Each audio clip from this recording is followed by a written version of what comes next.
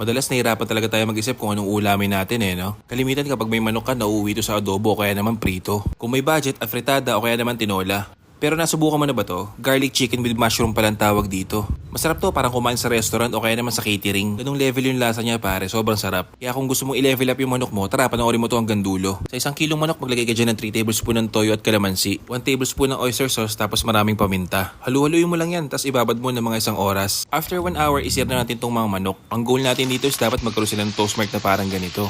Walang toast mark means walang flavor. At the same time, magluto naman tayo ng mga bawang. Mas marami, mas okay pare Mahinang apoy lang gamit mo tapos kapag ganyan itsura niya, tabi mo muna. Tunaw ko ng 2 tablespoon ng margarine or butter tapos mag-isa ka ng sibuyas at bawang. Kapag bumungo na, ilagay mo na tong mushroom pare. Isang lata pala ginamit ko. Lutuin mo lang ng mga 1 minuto tapos ilagay mo na yung harina. 1 kutsara pala ginamit ko dito. Agad ka rin pala dyan ng 1 kutsarang oyster sauce tapos haluluin mo lang siya. Then after 1 minute, pwede mo nang ibalik yung mga manok.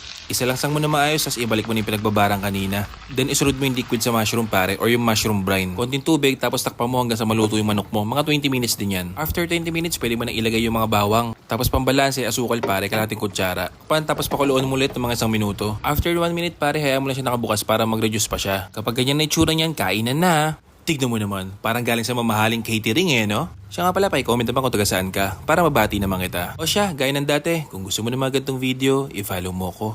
Sampalok, represent.